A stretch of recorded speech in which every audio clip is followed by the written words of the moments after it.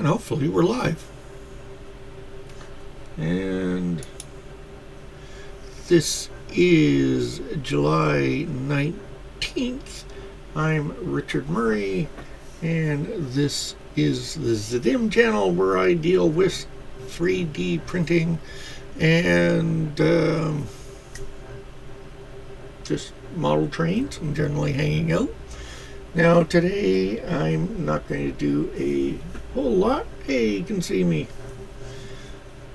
Great stuff. Hope you're doing well, Glenn. As you can tell, I'm not in my train room right now, not in the main studio. I haven't moved the printer over there yet, and that's about to happen.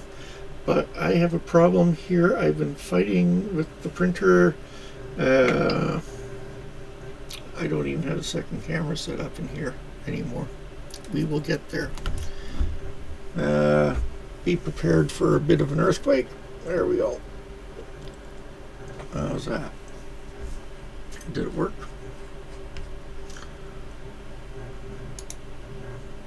There. Yep, now we can see the printer a little bit in the shot. So I've been having a bit of a battle with this. I had a millimeter of filament stuck in the heat break, which is within the extruder. You have the PTFE tube. It goes into the heat break, which goes into the hot end itself. And just where the PTFE tube met the heat block, that's where things got stuck. I had to tear everything apart and got that cleared out, put it all back together, and it looks like I have a clear access all the way through. But now it is definitely not printing still. Now, as an emergency backup, I'm just looking for what's around here while I'm doing this. I do have a new hot end on the way. Is Glenn? Yeah, you have a Prusa. You have a Prusa too. So the other Prusa is working fairly well. We have two of them here. But this one, as I mentioned, is not happy. Now, I do like the new firmware. You get easy access to the Z height adjustment, just holding it down, which I like. Now, I've got things opened up. Yes, it was during a filament change. And it was a fairly brittle filament. It was the wood. I like printing in wood. And this one was formed for Cura wood, which prints very nicely. Since I'm dealing with model trains, I like the fact that it's easy to sand and easy to finish. One of the things, it's a very easy way to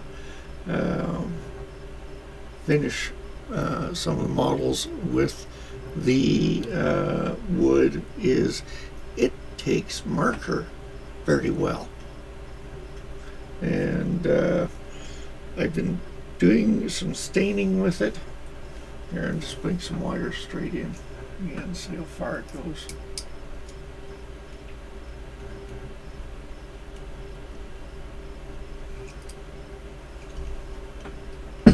That's hitting the nozzle. So that's going to the right height. I'm going to preheat this and see what happens temperature wise. Actually, I will not use a preheat.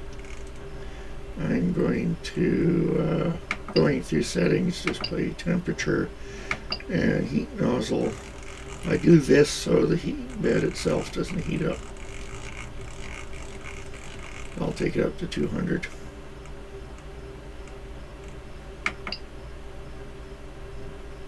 There. We'll let that go. There. The wood I have from Futura, I have willow and I have cedar. The cedar looks really nice, but it's fairly red, so the stain does not. Yeah, actually I have a new nozzle in there right now. But the tip, trim the very tip of the filament. I put this in, fed it through there. It felt like it hit the end, and what I should do a quick tick on it. I said the cedar's fairly red, so I've ordered some of their lighter ones from Futura. I go through filaments.ca. With that one, it should take the different stains, the weathering better, since it doesn't have that color into it. So that's supposed to arrive shortly. So I'm trying to measure to get it to the nozzle. Oops. Don't put the finger on the fan. Close enough. Just gonna make a tick. There. See how much further we get from there. And another issue I just realized.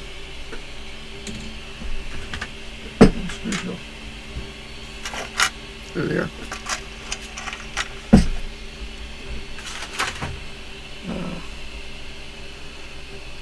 Okay, we got the temperature there. I have the screws off from the idler. Can you see my mark?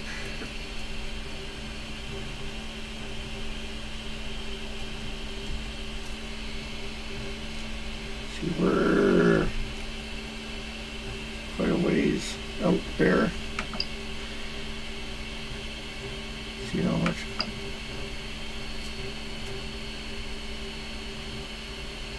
It is jamming at that same spot right now.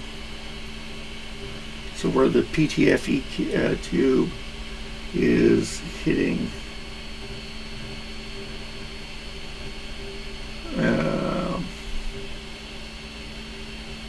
the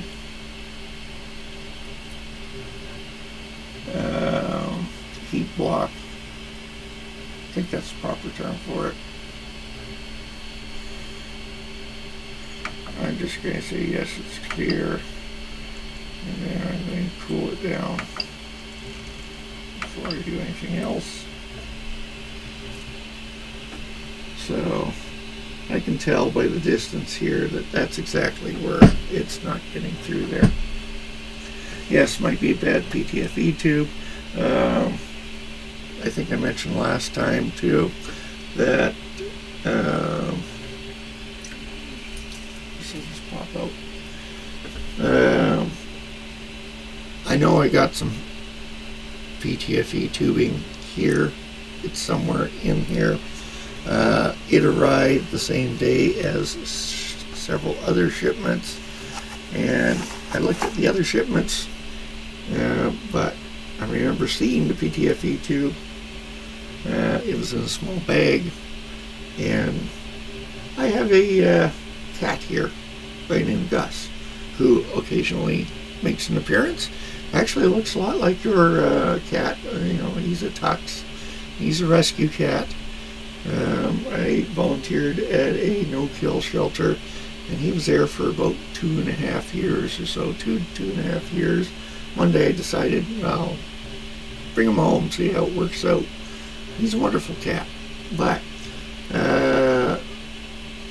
with the orders that came in, the order where the PTFE tube came in, I had some purge filament with it, when I went looking for the PTFE tube and the bag of purge filament, the purge filament was on the floor. And I haven't, and Brenna looked with me, we haven't seen the little bag that had the PTFE tube. So Gus has put it into a safe place. So I have more on order, and it'll probably be here hopefully by Friday. If not, it'll be early next week. It has shipped, but the extruder is from E3D, and I get it directly from them, so it's coming out of England. Pricing it out with North American suppliers, by the time you're getting done with the dollar exchange and everything else, I'm saving almost $30 by getting it from E3D over any of the North American suppliers that I can find that have the real thing and not Chinese knockoffs on it. There.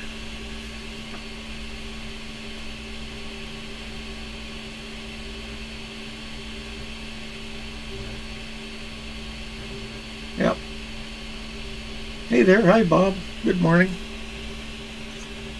Yes, taking it all apart again is my task for the morning, not what I planned.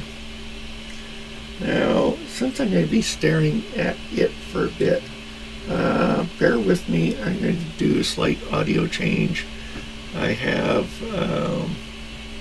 a new lap mic, and that will be better for looking over and fighting with the printer rather than trying to hang around with this mic. So I'll be right back.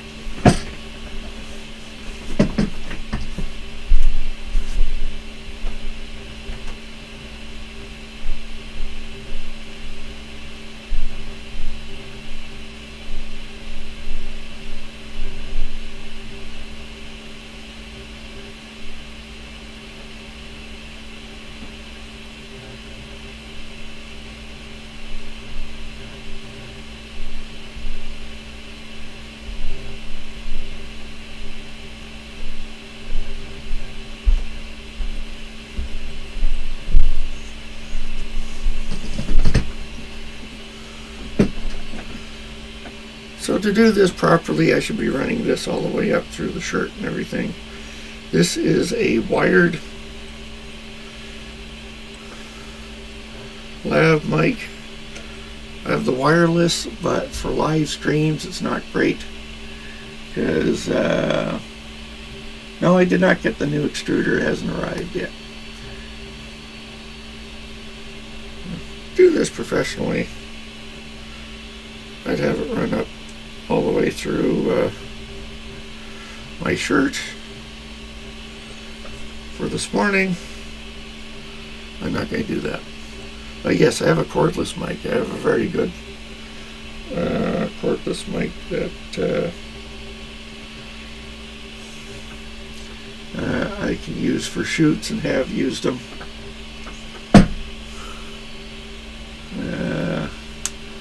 For shoots outside, but for a live stream it's not a great microphone because it has batteries. So bear with me for a moment. I have to mute this mic so you don't hear all the thumps and clunks, and I'll be swapping over to the new mic. Be right back.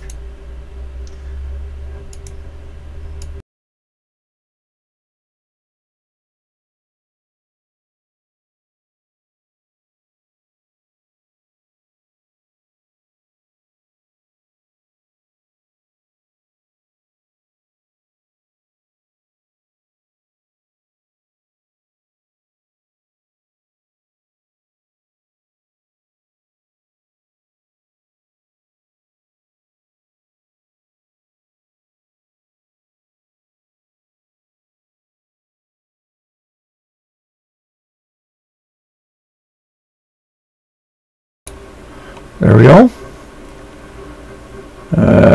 looks like I'm peeking out somewhat with the audio on this mic. Bring it down a little bit. There we go. So, tools. Handy thing here. During cleaning out the old house for the sale, I found this set of trays. These were from when we had a dark room, my brother and I, many years ago. So they're a very handy size,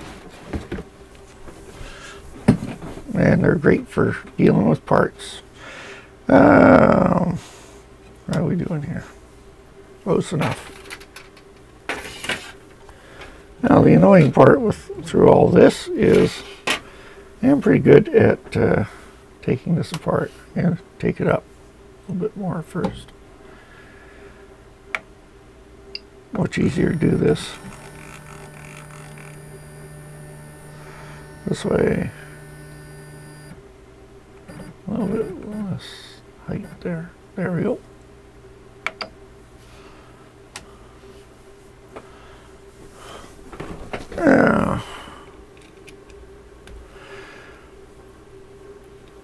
The first Lara Croft movie. I don't have to go face the still a touch loud? Okay. There. How's that? Check, check, 1, 2. Is it still loud? When I'm doing this, I think of the original Lara Croft movie where she smashed the wall open underneath her staircase in the house, in the mansion house, yeah. And then I forget the character's name. Her assistant does all the robotics and that. He's very carefully taking it apart. Good morning. Piece by piece and recording where each little screw comes from. And she stares at it for a bit and picks up the hammer and just smashes it. Sometimes you feel like doing that. So to catch up, what's going on here? I'm still dealing with extruder issues. And filament's not getting past the point where the PTFE tube and the heat block meet. So we're tearing it apart, see what it's like inside there. Now that's the one thing about getting the kit, is I don't have a problem doing this. If I'd spent, say, $2,000, $3,000 on some of the fully assembled kits out there, they're not fully assembled units. I know that's what I started looking at. I'd be absolutely petrified about doing what I'm doing right now.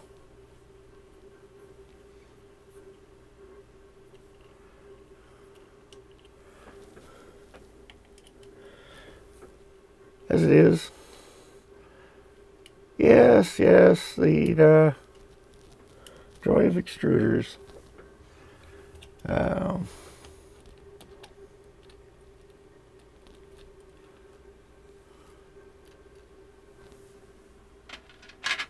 I'm going to pop this off right now. There.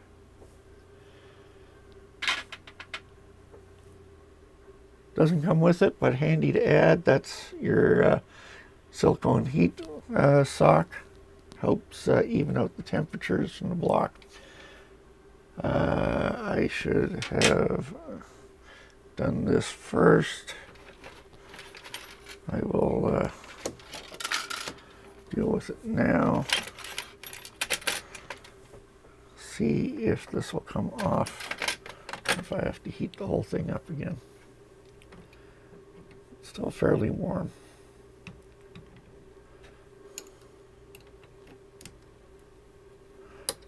Yeah, warm enough.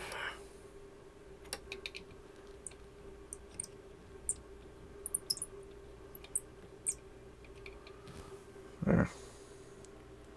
Yes, a brand new nozzle on it. That's actually a 0.30 nozzle I'm starting to work with.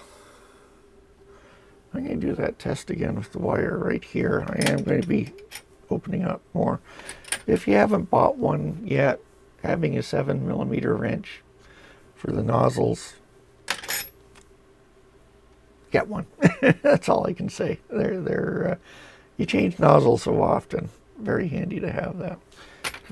This does not belong there. This belongs over here.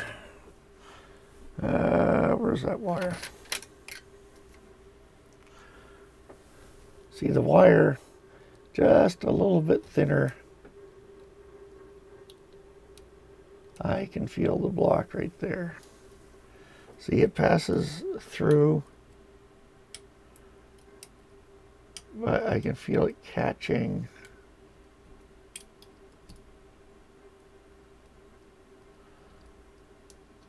Yeah. We're not being taken smoothly through from the PTF tube.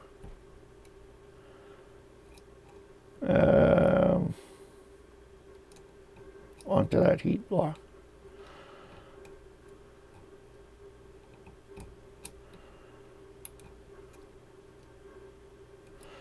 There. I'm going to do a check here. The joy of having this electronic means of being able to explore data and look things up.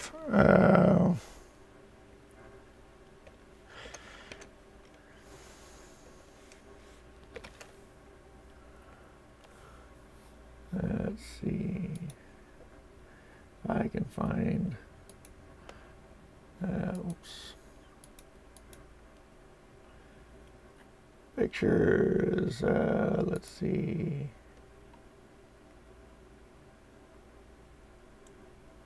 Heat break, I call it a heat block, it's a heat break, that's the proper term. Gotta check the languages, make sure I got it right. So, yes. Oh, he did he? Haven't seen his stream in a while. Now, to take this off, it's a pain. My dream, perfect world, is something where you can just take the extruder out very, very easily without having to disassemble everything. Was that on his Prusa or one of his other printers?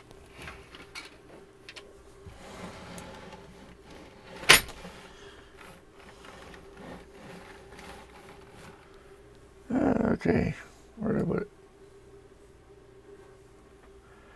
I got up and moved, and that was my mistake. I tried to put my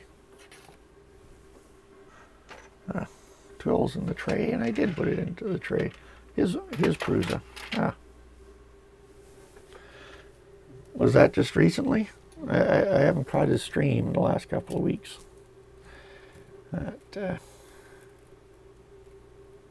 It's summertime, so if you are doing something,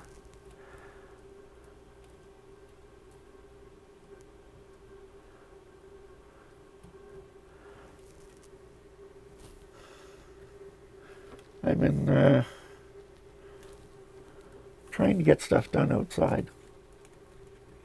It's summer, try to do things, but some time ago, a few months, okay, I seem to recall that. I didn't recall it. It was this precise issue. But I do recall a while back I'm having something there.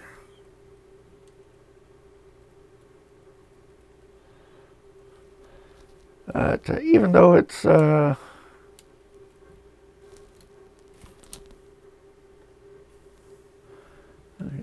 went out okay.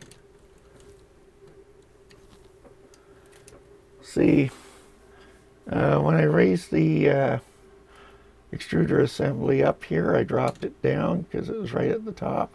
You need to drop it down below the frame because there's one screw right here that you have to take out. So, not a huge thing, it's just smooths it out while you're working away. As I said, yes, it's summertime here, but our province is extremely dry right now. And right now, I think, well, as of yesterday, 36,000 people have been evacuated from their homes in various parts from the province. Due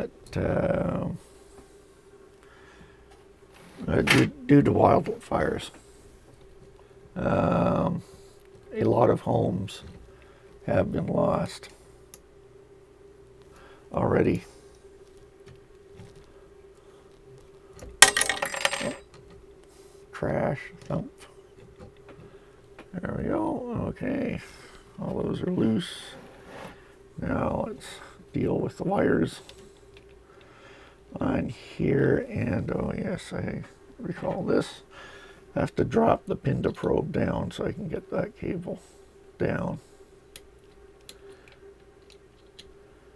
My background's in emergency management. So, oh, I'm in Canada, BC. So, I am 10 kilometers from Idaho. I have a U.S. Mailbox down there, which is quite handy. But, and being in the middle of nowhere, the part of the province I'm in, a long lineup at the border crossing for me, it means, oh, there's another car there. So, if it takes more than a few minutes at the border, it means it was a very slow crossing.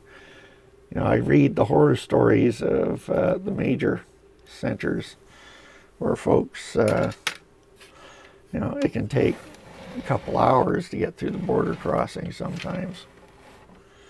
And go, well, yeah, minutes later, we got it. I think, come on.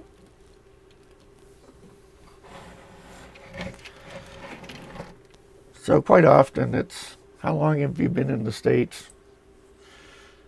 Oh, about 10 minutes. Very easy border crossing. Every once in a while they get you to open the door or something like that.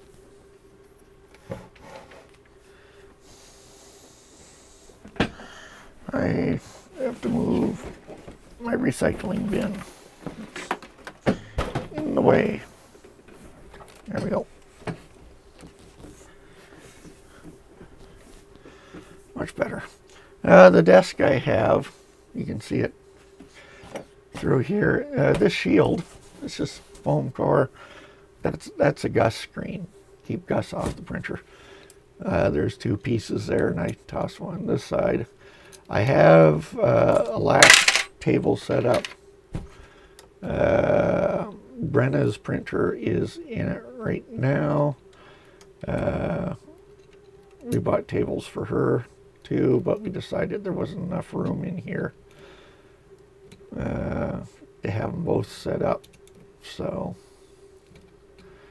as I said, hers is in there. And this printer is going into my train room. I think I've mentioned it before that, yeah, no sense of humor. Actually, at least it's at the point where I recognize most of them.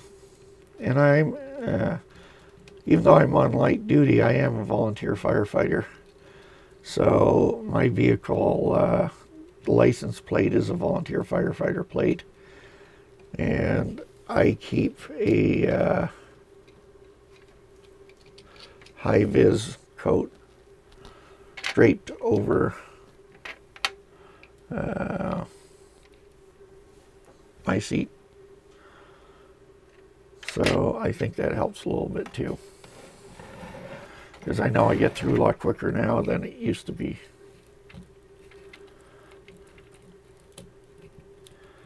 Okay. Here we go.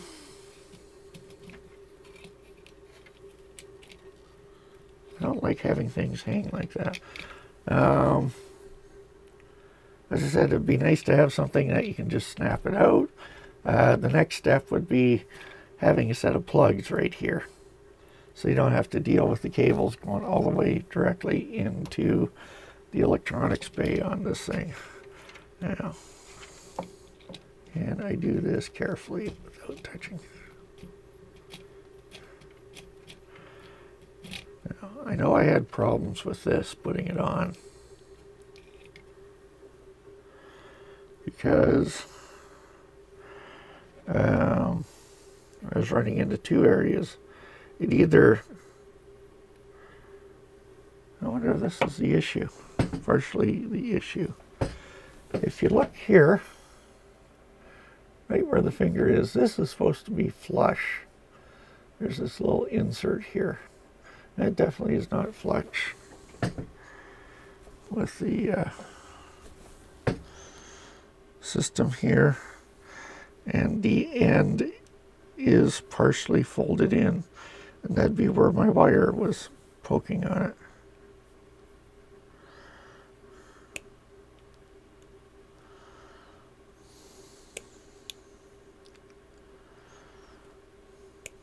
it. No, my background is in emergency management. It's different to be back on fire trucks again. I was doing that for a while. I'm just on light duty. That's why I got a beard again. Well, again, I've never been able to have a beard before. Because you can't do that in emergency services. So now I'm on light duty, and one time I went, hey, I can actually do that. So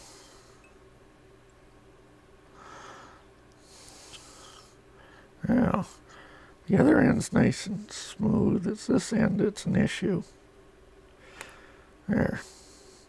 We are flush, but I don't like the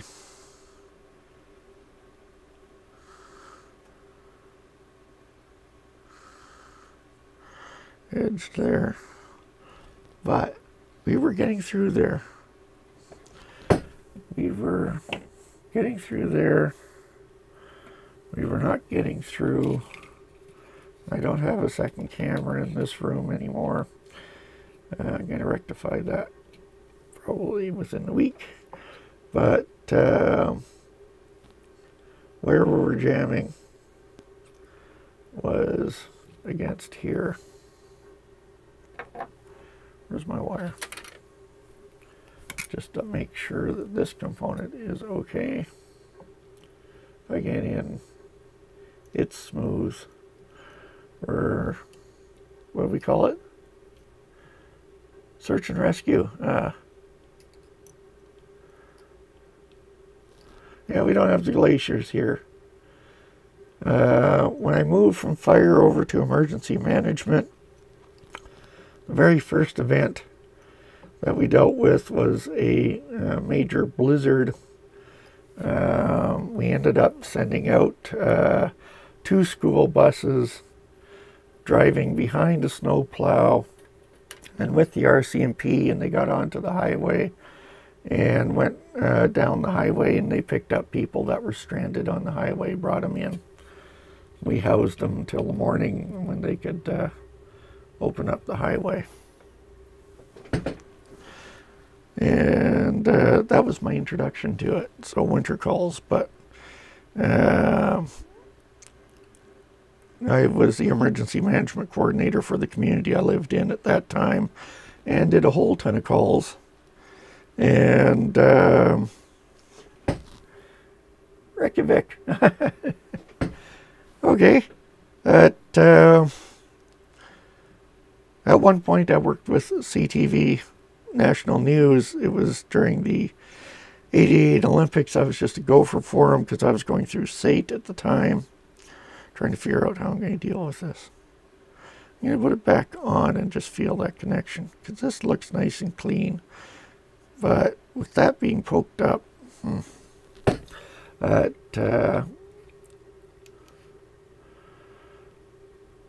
was back in '88, and in the early '80s, I think it was the summits between the Soviet Union and the Americans. Ronald Reagan was one of the groups there. The crew I was with, they were there. They said when they got there, as I screw this in, it's actually putting pressure on the tube and lifting up that little seal. Let's finish tightening it on here. The only vehicle they can get was a limo. So what they did was they took their limo and they got some different flags from different countries. They only did this with the American one. They put Canadian flags at the front, and then parked the limo in front of a strip joint. And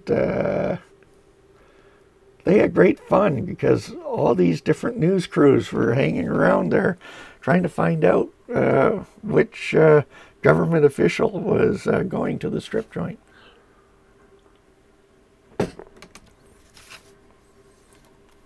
But anyways, back with emergency management with all these evacuees. I also volunteered with the Canadian Red Cross. I was in Gulfport, Mississippi for 5-6 weeks after Katrina hit. But I've run a number of shelters and registration centers, that sort of thing. So I've been, let's see.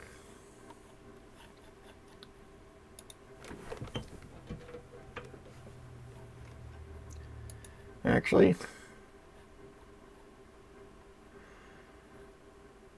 Gary, since you're now part of the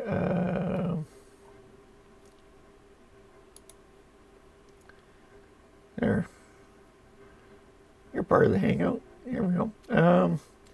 I just made you a moderator. Can you post that link right in chat, Glenn?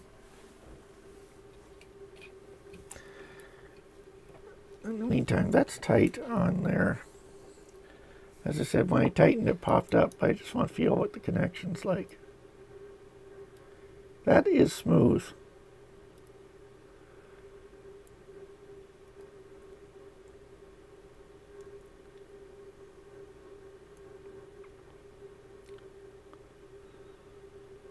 That's a nice smooth connection right there.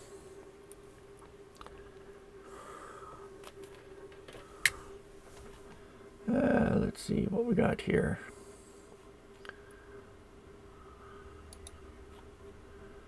And we still got audio there. Okay.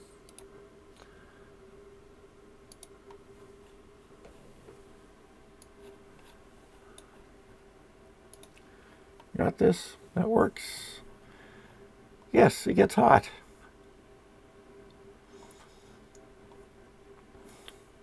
Okay, yeah,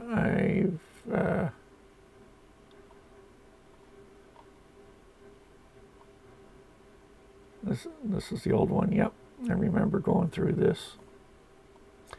Yeah, the very first time I took things apart, I went through that.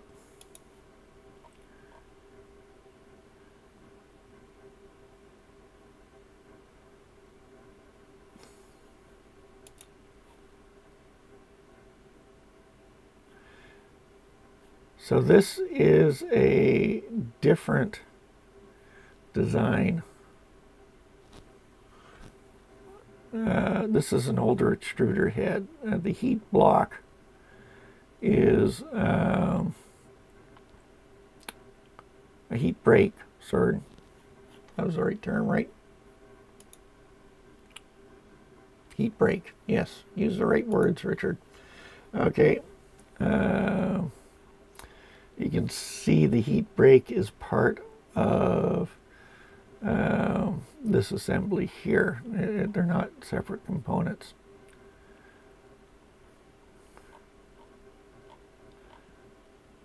And yeah, roughing the nozzle. Okay, yeah.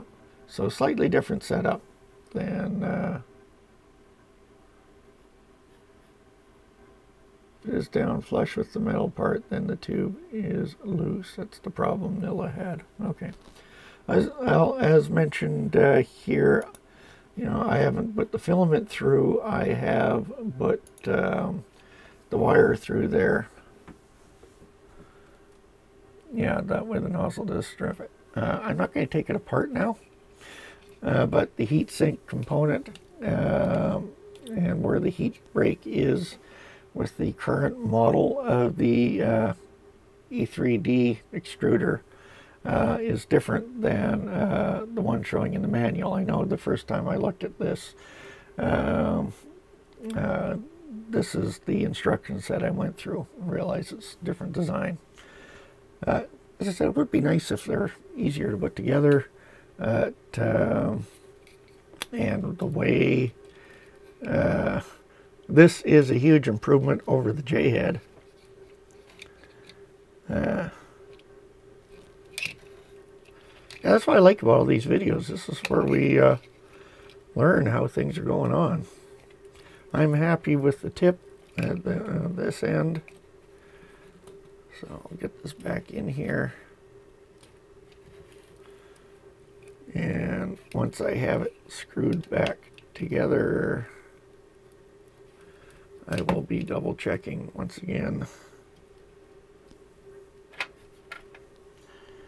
I have to get this back on.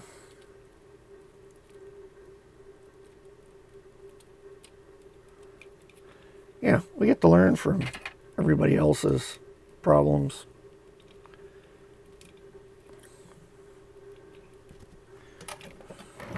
And there's always somebody you can ask. Actually, when I first got the printer, I was having a lot of problems getting the Z height adjusted right the first time. And Prusa Research, their support's incredible. And while they're trying to talk me through the process, I went, would it be easier for you guys to see what I'm doing? And they said, well, how can we do that? I says, well, I have a YouTube channel. If you can watch a stream, I'll just fire up a stream. And Bob, I think you were there when I did that. Because we ended up having about 4 people join in, watch the process as we got through it.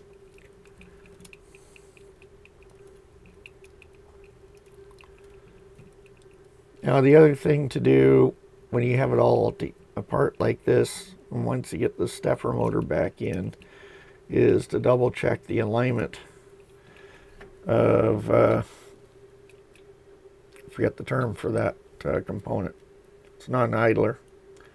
The gear that grasps the filament to put the filament in there. Make sure that it is lined up and tight.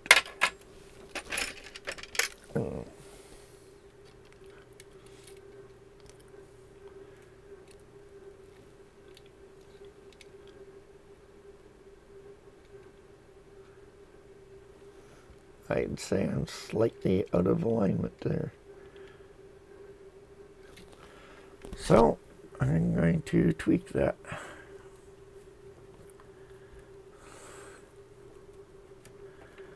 Where's the screw?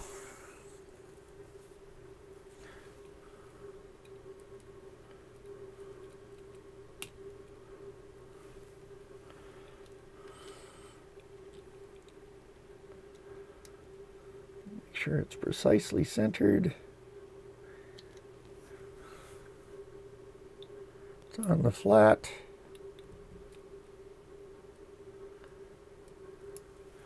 And tight.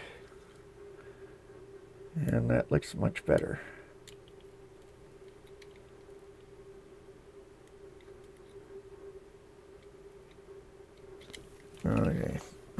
test it with the wire again at this stage.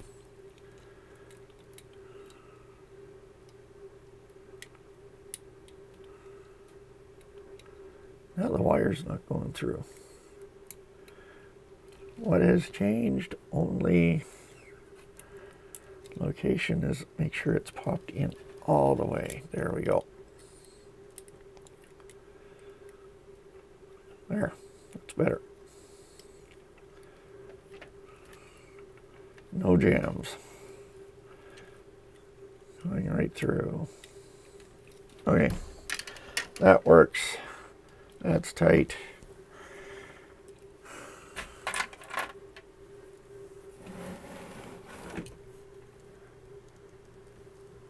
There we go.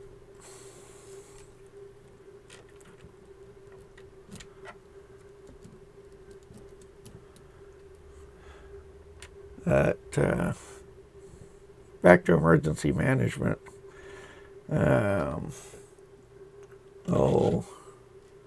Around 2010, I think it was, I was running a shelter in,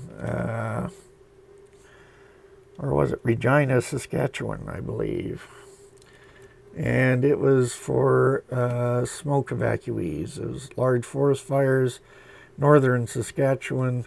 They weren't directly putting communities at risk due to fire, but you couldn't breathe up there. The smoke was so thick.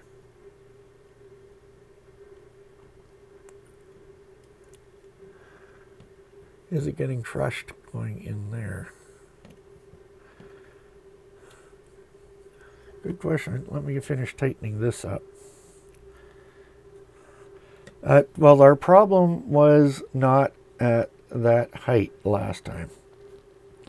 The problem was where the PTFE tube was encountering the heat break. Why is that not going in?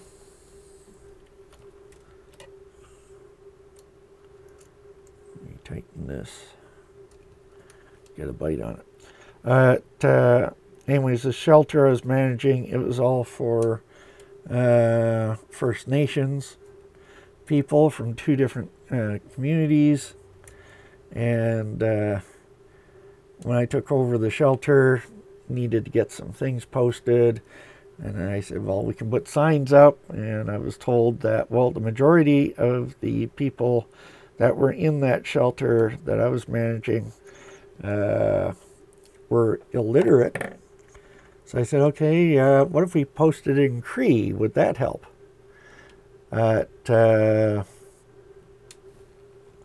They went, no, if they're illiterate in English, they're illiterate in Cree. I missed the fun with the interpreter, though, because when the people first arrived, an interpreter was sent down to help with things, and she chatted with them, and that, well, I'm not going to help you at all because these folks speak Woodland Cree and I speak Plains Cree. Those are 2 separate languages. So, yeah, live and learn.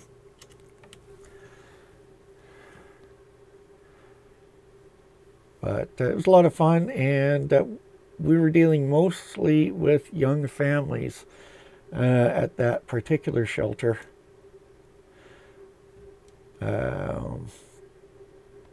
So a lot of kids there.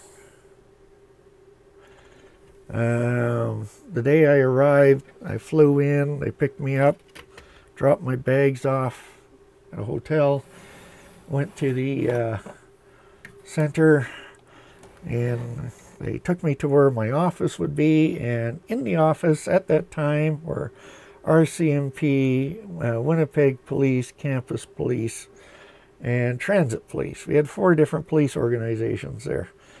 What had happened was the kids had been taken out to a technology area, a science and technology center. There's a lot of pressure going in on here.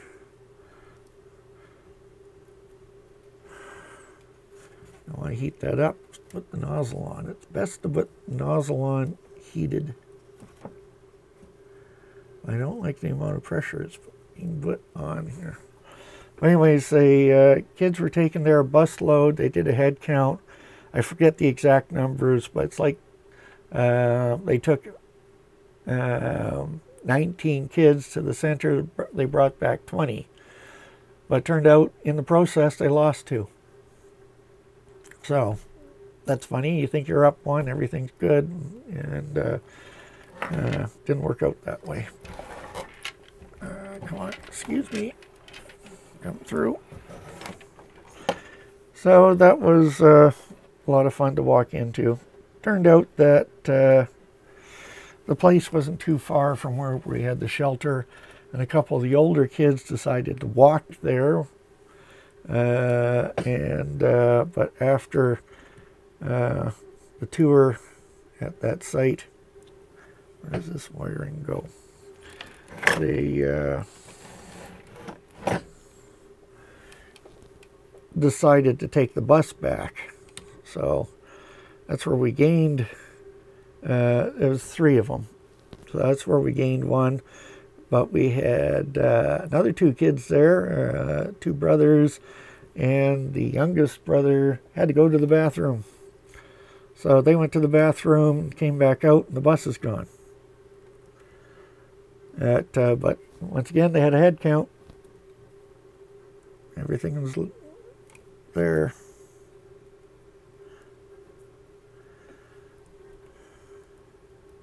We'll try that. Okay, let's heat this up so I can burn my fingers.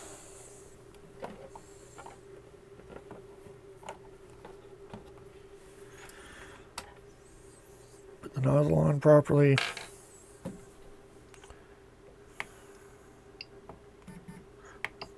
Not what I wanted. Once again, using settings, going to temperature, and just heating the nozzle. 180s will do. It'll fry your fingers quite nicely, thank you. And a nozzle here. And 7mm wrench. I'll let that heat up. Once we fully figured out, we got everybody reconnected back together, and they were happy. Still, it's just, okay, running new shelter, walk in, seeing all these police people there. Not too much fun. But we got it worked out. It was great. Those kids, when they were sent home, we moved, by that time we were down to about 180 residents. We'd already shipped a few bus loads out. As we're getting ready, the guy from Salvation Army came over and said, "Do you need a hand?" And turned out he looked after the buses for Commonwealth Games. He had done 4 Commonwealth Games. And he knew down to the inch how much room you needed for the buses turned around. He changed the way we were going to load. We got everybody out there. We had already predetermined who was going on which bus, so we didn't have to deal lineups. We called everybody down. It's like checking out of a hotel. They went through their checkout. If they had any special needs, they picked up those items. Got onto the bus. We had a head count there. The bus then pulled out and just went down the road a little bit. And while they were waiting for the other 2 buses, they did another head count. And once all the buses were lined up, a 3rd head count was done, and off they went. And we moved about 180 people in 45 minutes with triple head count. And the only delay was when the kids got onto the buses, they wanted our autographs. So that was fun. and they got to go home. Now, the one lesson from that was, well, yep. Catch y'all later. Catch you, Bob. Y'all learned that down at Gulfport. The other lesson was the kids were handed crayons and coloring books before they boarded the bus.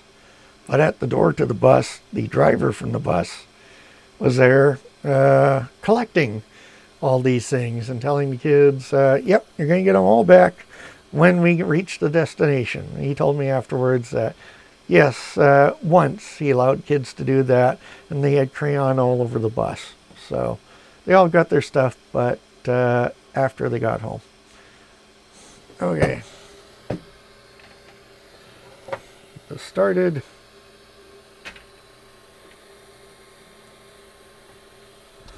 I should put my glasses on. Where did I put my glasses? Yeah, after Katrina, my last briefing in Gulfport, I gave my report and then just said, yeah, I'm starting to use y'all in every sentence, so time for me to head home.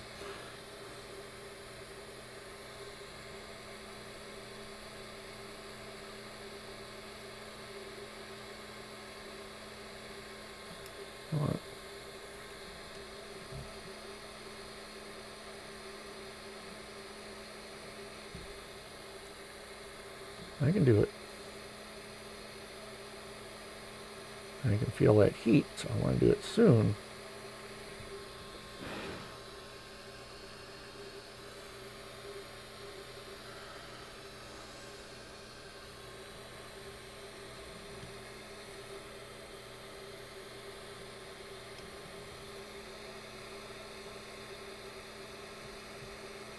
There we go.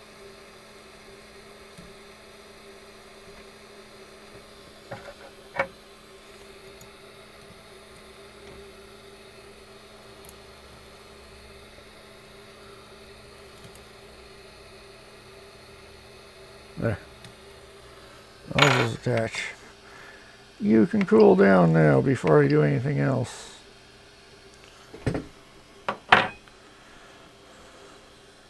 Don't need to burn my fingers.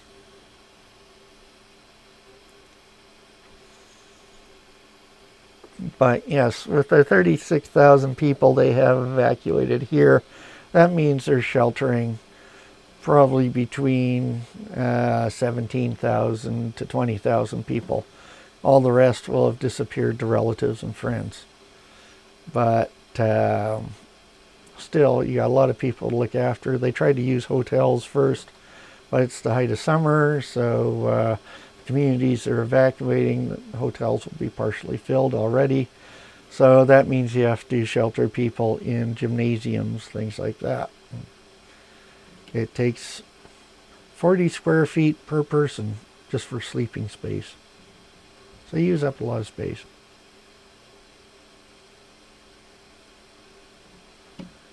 But since I've had medical issues, I'm just sitting here and watching, thinking about it, all the stuff they're going through. And we're in the middle of July. The long-term forecast for here is our temperatures right through to the end of September are supposed to be above average, and precipitation is supposed to be below average. And we have a lot of forests here. A few years ago I watched fire grow. We were at the fire hall, and it would have been a lightning strike. We could see the mountainside. You saw an area that reach out your arm, but your thumb over it, you covered the entire fire. You could actually see it across the valley going from treetop to treetop. And within 30, 45 minutes, you couldn't cover it with your hand. That's how fast it grew. That area, only a couple of homes, and they were safe. But there was a major forest fire burning to the south of us, it was just across the border, and we ended up sending apparatus, fire trucks, down to the border in order to protect the U.S. custom buildings, because they couldn't get up from their side, from their local department. So there's a large river there, the Kootenai River. The fire did jump the river, but they managed to prevent it from getting anywhere near the border crossing.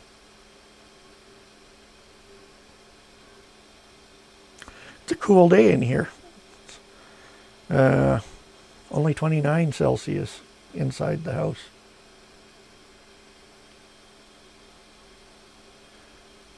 I'll start putting it back together once the fan kicks out, because that's at 50 Celsius. We're sitting at 55 right now.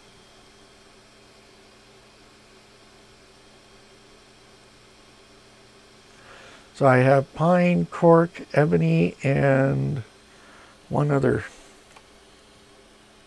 on the way. Looking forward to getting those. Let's just say which. Coconut. That was the other one. Coconut. Coconut, pine, ebony, and cork. So, and I believe all of those are Form Futura filaments. It's a very nice filament. I like their product. And you can get full data sheets on them off their website. So,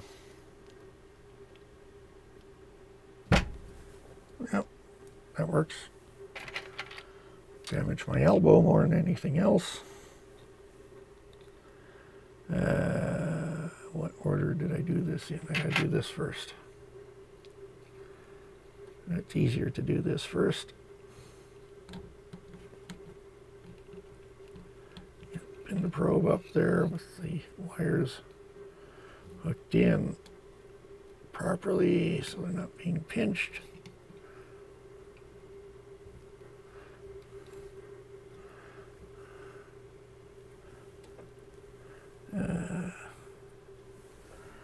Guess what? Grumble. I had to have that Pinda wire lined up before I put this case back together.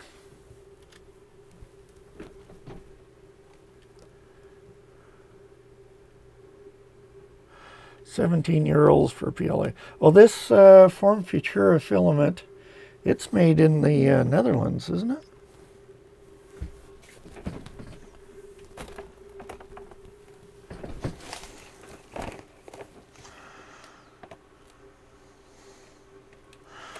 Avoid contact between the material and food. Do not consume.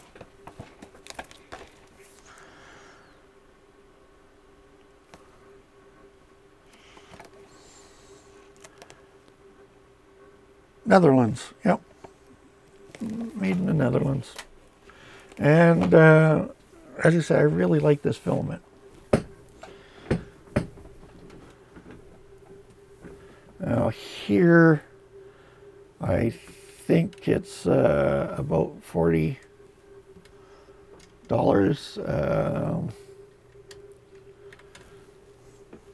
for a spool. I don't know if it's a full kilogram. Doesn't feel like a full kilogram.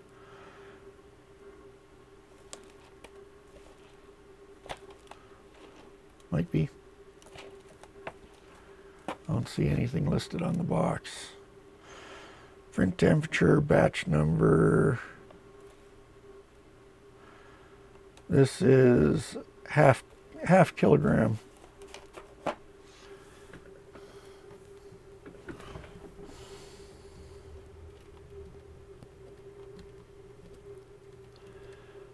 Sigh.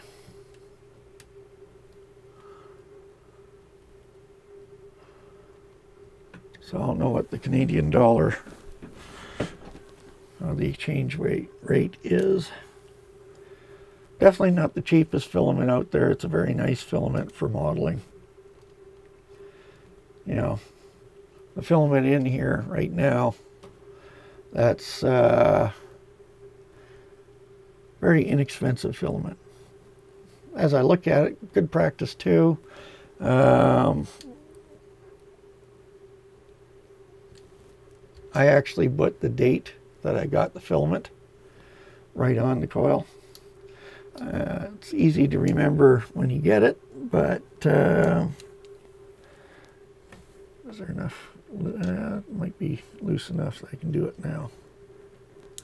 Yeah, loosen up a little bit more. By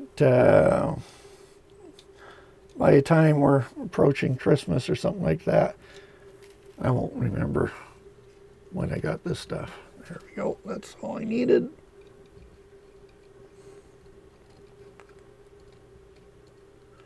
I think that's all I needed. No.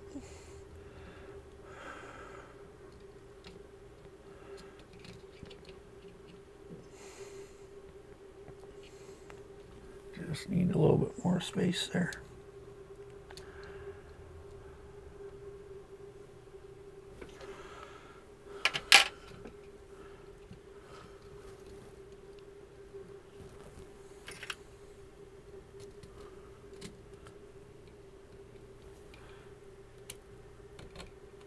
There. Pin the probes out of the way. That cable's in the channel.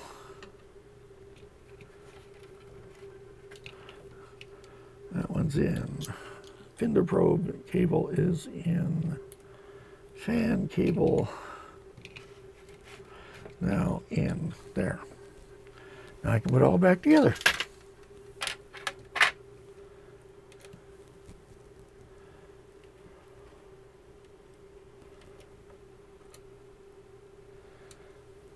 I talked about the snap in, snap out extruder. I think the new altimeter. Hello.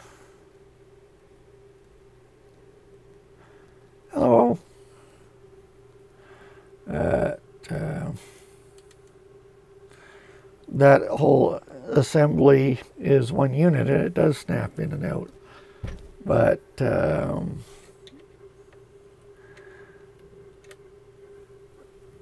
whole idea is you got a problem, you're going to replace the unit each and every time.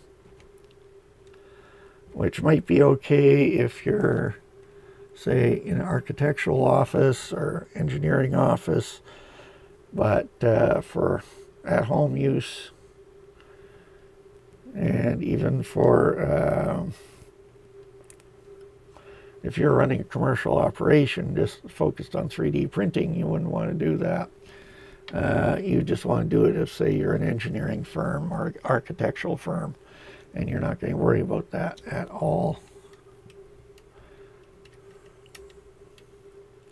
There. Okay. Cable is run through properly this time.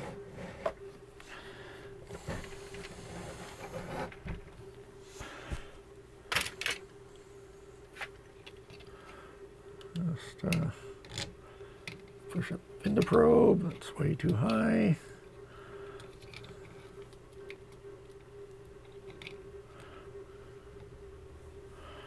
There we go. Now, this is a good time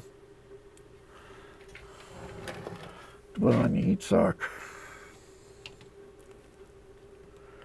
Get around the cables, around the nozzle, snap it on. It's the back side, you have to fight with the cable clearance.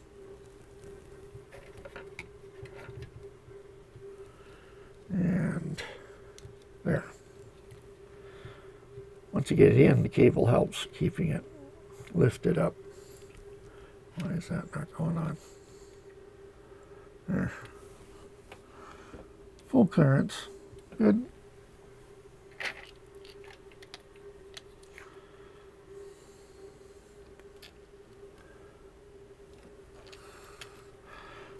Good there.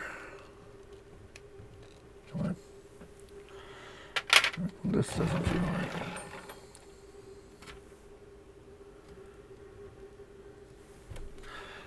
I'm having one of those mornings.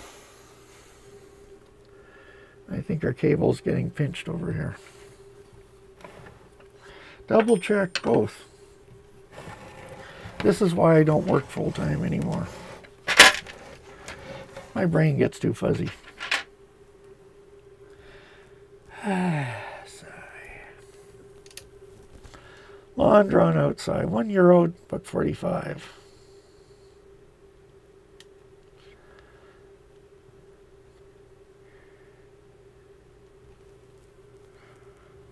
Yeah, your filament isn't that inexpensive for your low-end filaments. Now,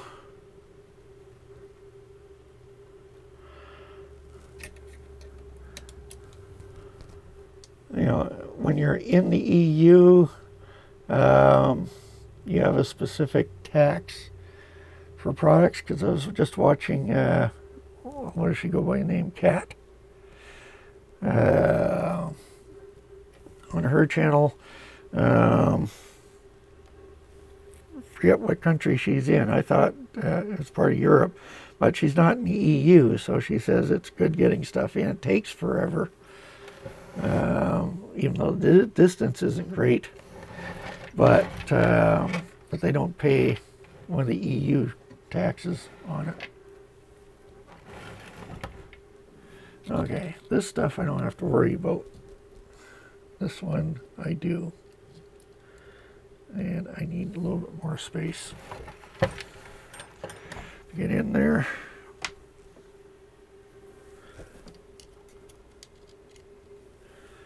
I'm doing good today. My hands are working.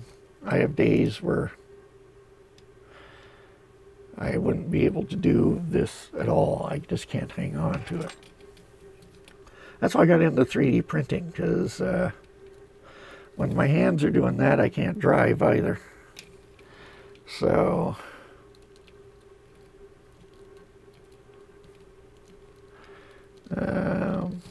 3D printing is something I can do out of the house. It's okay now. I have Brenna staying with me, but now that she has a boyfriend, she wants to move in with him when they can. Whenever they can make that happen. I'll be back on my own again. There. That side's pressed in. This side is still in.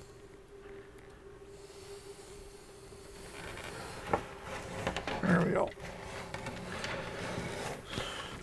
Now, an up-and-coming project, you know, I've been slowly getting the other room ready. Here. I have my workstation set up in there. I have 3 monitors up and running, and I have been playing with the Agisoft software. I gotta go take more pictures. On Friday night, we talked about the project where the person went and took pictures of cracked and chipped off cement areas on sidewalks and printed things to fill in those spaces. The one site that I've been watching about using the Agisoft software, they recommend doing a similar sort of process to learn the ins and outs of using it. You know, part of using the software is learning how to take the take good pictures for the process.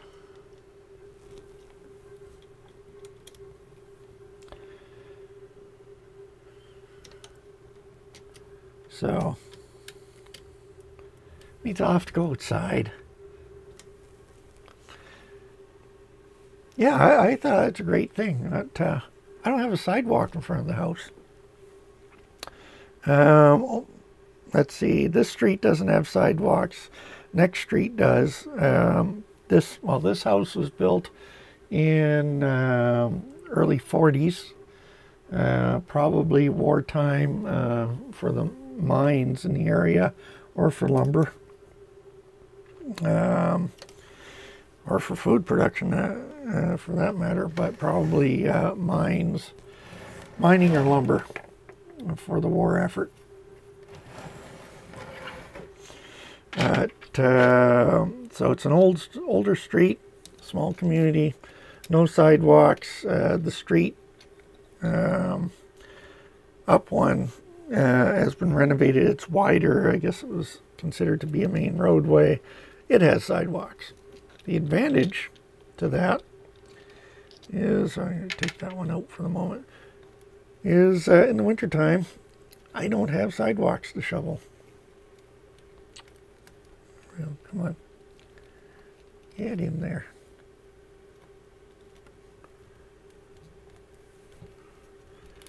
Disadvantage, if you're out walking, it's a narrow street, it's not a great place to walk. There we go.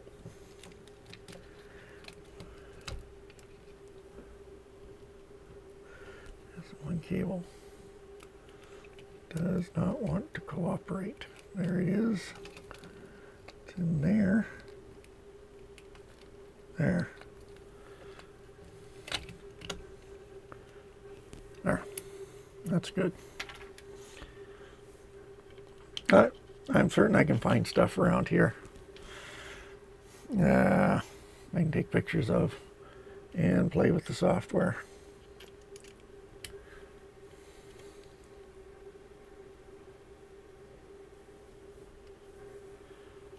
But it's fairly cool.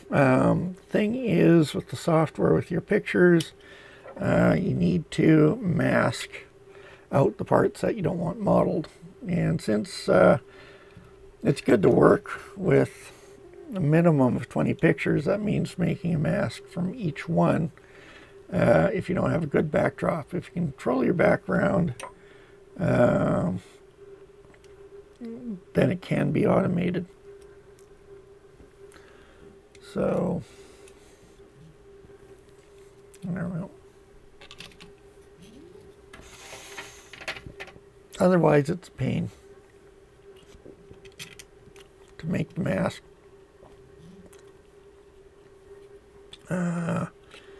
When I used it, Adobe After Effects, there are times in there where you need to do a mask. I've done it over the years with a number of products, and manually masking things is a pain.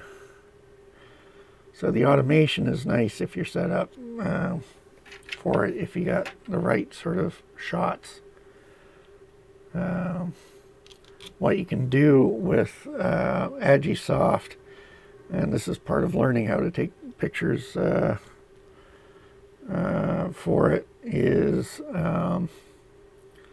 from your main camera angles, you take a picture without the object in. So it's good to, if you're going to move the camera and you know how you're going to move it, and if this works for the type of shot you're getting, is you take some shots just of the background without the foreground object, the one you're shooting, if it is an object that you're shooting. If you are shooting a building or rock collection, something like a rock wall for the model trains, there's a couple of cliffs here that we want to use. So of course there's no background removal there. That'll be all manual masking for those shots. But for the most part, everything that you will be doing. Okay, how many times can I take this apart? I have a problem here. As I look into my parts tray, I hate doing this. Okay, over here, I know I don't have a close-up camera. There is and I thought about it before, a very naked screw going through, holding on to the stepper motor, going, yeah, it's not supposed to be naked. But The idler's supposed to be on it. No idler.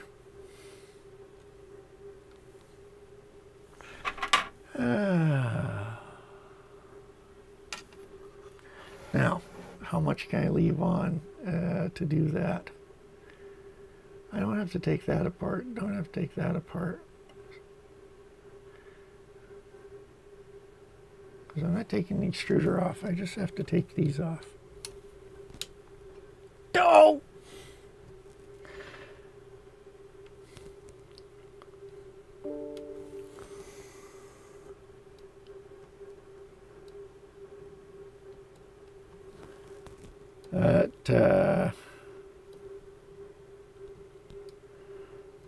My brother, a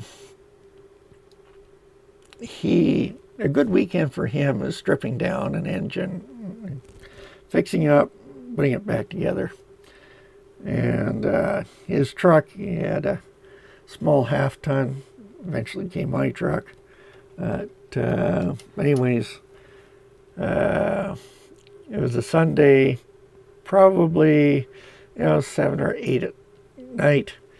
He's finished putting it all together, and he looks on the floor, and there's a long bolt down there that went somewhere in the middle of the engine.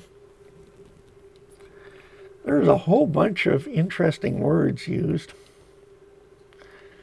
And he tore it all apart again, and by about 4 in the morning, he had the engine rebuilt.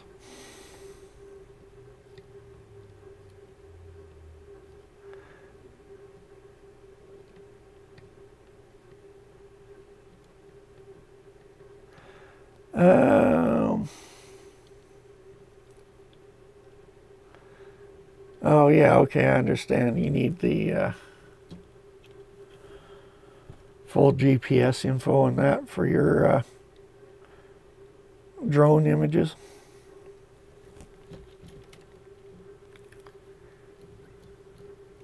Can I do this without removing cables?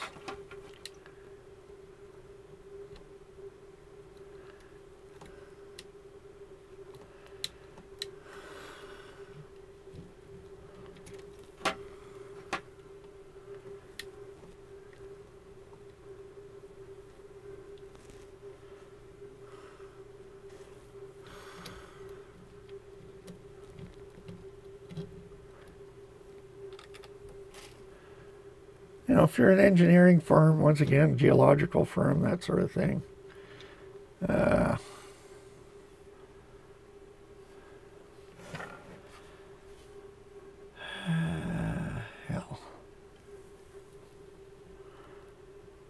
I have to loosen up at least this cable. Do that, I need to loosen the pin to probe.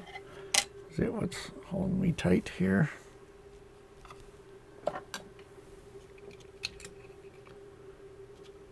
Now that cable's, it's not getting pulled. It's the cables over on this side.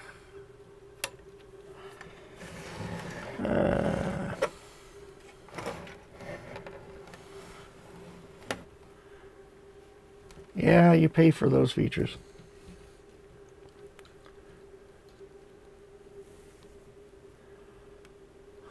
Why?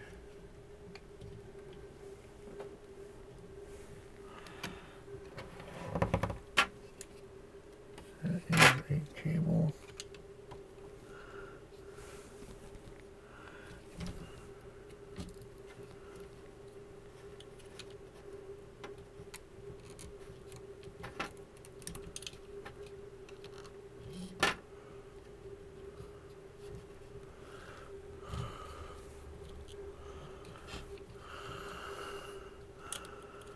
Create some slack there.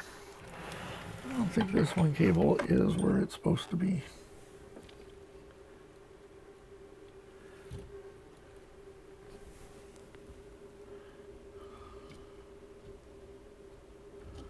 All right.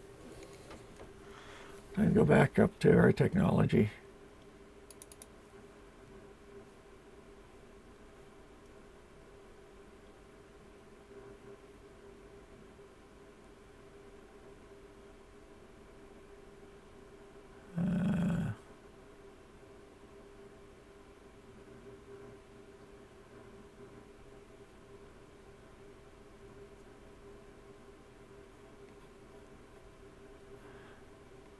Okay. Where did that window go? There.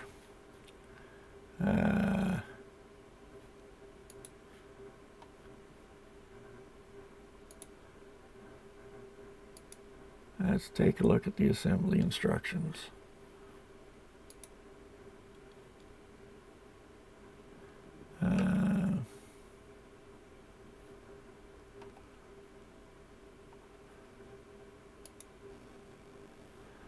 Manuals. Where they have the assembly guides.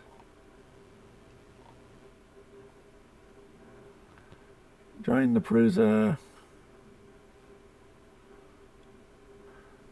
This is interesting. Here I'm on the Prusa manual. They talk about color print, simplify, Cura. I don't recall the KISS slicer being mentioned here before. So the this is this is MK2 coming soon. I may have just missed it before, didn't look, because I hadn't paid attention to KISS before until Dustin covered it. But very technical slicer. It's an interesting one to look to. It's amazing that all the settings that there are out there that you can deal with a slicer. But anyways, as I said, the KISS slicer seems to have here, assembly instructions, that's what I'm looking for. In English, please. And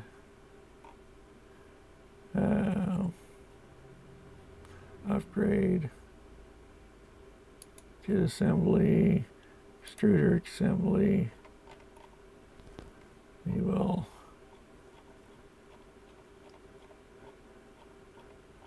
I want to take a look at the one cable routing.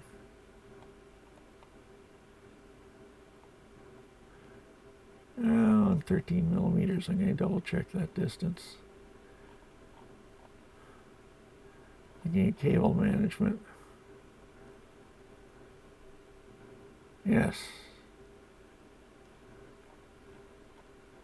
There appears to be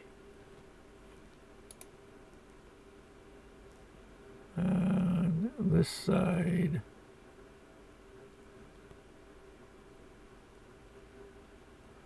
I'm looking at the cable routing.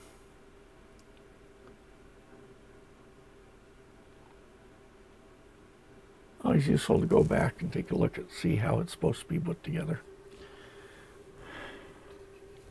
There's a cable here I'm not happy with. It's actually running underneath now. So I want as much slack on there as possible.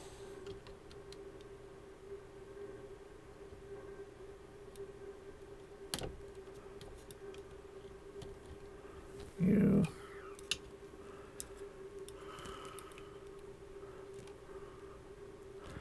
get into the groove, please. There we go. There. Okay. Now, having said that, do I have enough room? I should have enough room now. Yep. I'll be able to put the idler on.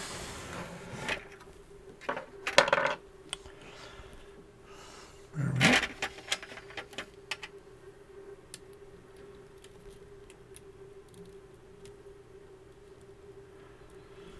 Now, one thing about going down to Katrina, now I'm in Canada. We have long winters, even though I'm in a real nice part of Canada right now. Normally winters aren't all that bad. And our summers are fairly good too.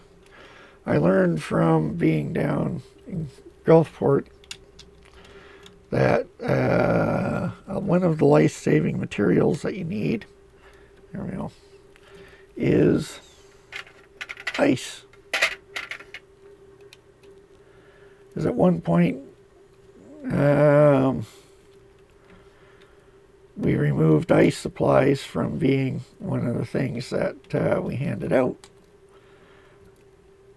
And then it was pointed out to us that most people at that time still didn't have working fridges and things. So if you want to keep medications cool, what have you, you needed ice on hand.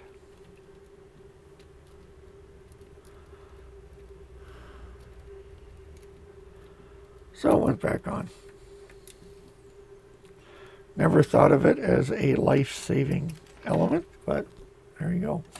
Okay, I'm going to make sure that this cable is in the groove and the Pinda cable is in the groove. We will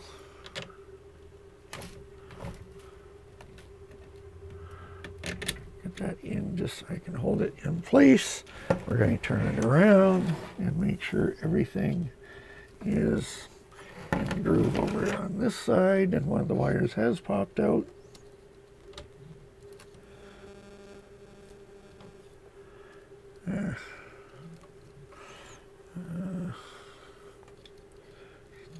Press it all in. There's nothing underneath. We have idler on here. Cables are looked after. So for time number 3 for today, we will once more with feeling.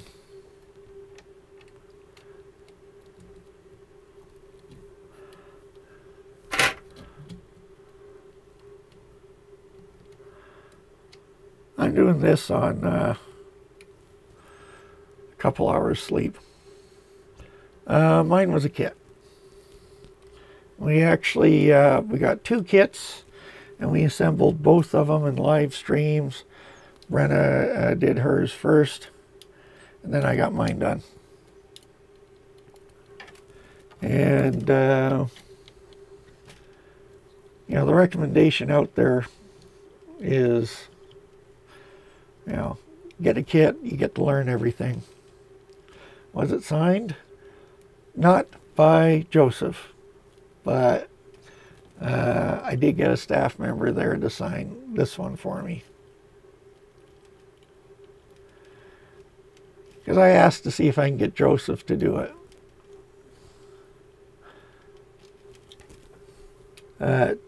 He now spends a good part of his time on the road going to different events around the world. I just saw a message in my inbox, I don't think I kept it, that the New York Makers Fair is coming up. Now in September there's one in Calgary, Alberta. I plan on going to it. Okay, tight. Tight. Tight. Cable placements there. I'm going to have to do full height on there. I am not at this time going to put my springs in, because I want to be able to look in to that space for feeding the filament. So I'm going to hold it by hand. I'll put in this fan.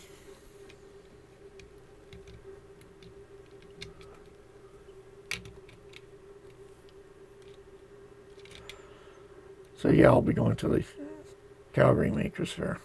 Where I really want to go is, from everything I've heard about those fairs, go. If you got a chance to get to the New York one,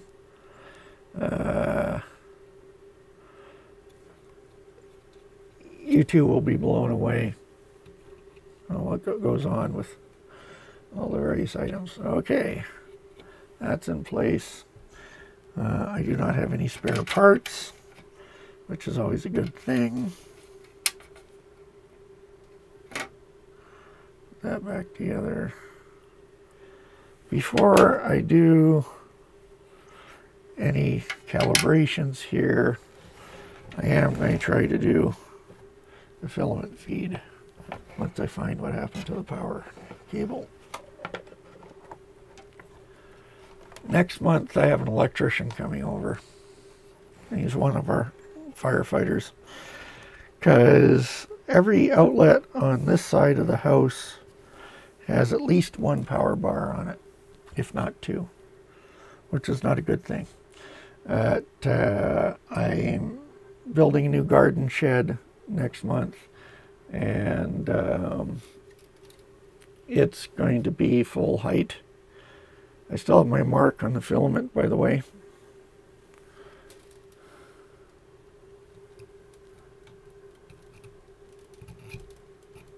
Okay. Let's see if this will feed.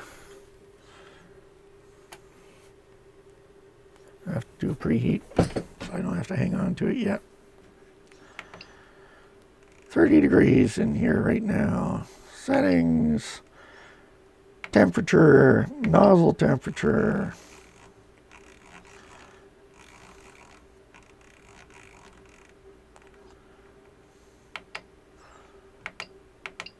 Let's watch the info screen as it warms up. Anyways, this garden shed is actually going to be full height, and it's going to be my workshop. And then in our community, you don't need a building permit. If you're putting a shed up, it's up to 10 by 10. So I'm building a 10 by 10 garden shed that'll be fully insulated and wired as a workshop. And that way I can get the drill press out of the kitchen. How can you tell I'm a bachelor? But things I want to go to, the second weekend in August in Brooks, Alberta, there is an international jousting tournament. And this will be year 14, I think, for the tournament. And the group that's primarily behind it, you know, it's the city of Brooks, I think it's a city now, started doing a Renaissance fair, and they brought in the jousting. And a friend of mine, she's heavily into jousting. We started jousting about 26 years ago. Hey, take care. Thanks for being here. Yes, hopefully I can start printing again. But anyways, so she's still at it. She does a lot of traveling. She's been in Europe several times for the European Jousting Championships. And then a lot of the folks from all around Europe, and actually there's a fairly good jousting organization in Australia. Anyways, all these folks will be up and breaking lances, so I'd love to go see how it is now as opposed to when we started out. Because when we started out, we had no idea what we were doing. You know, Radar had seen jousting, talked to the folks, but really hadn't trained on it. It's just we got started into it. It's a whole lot different now than it was 25 years ago. Quite the sport, and I love working with horses. And love armor. I think I actually moved my chainmail away. I have not been knitting chainmail like I should be. Knitting chainmail is very good for your hands. There we go.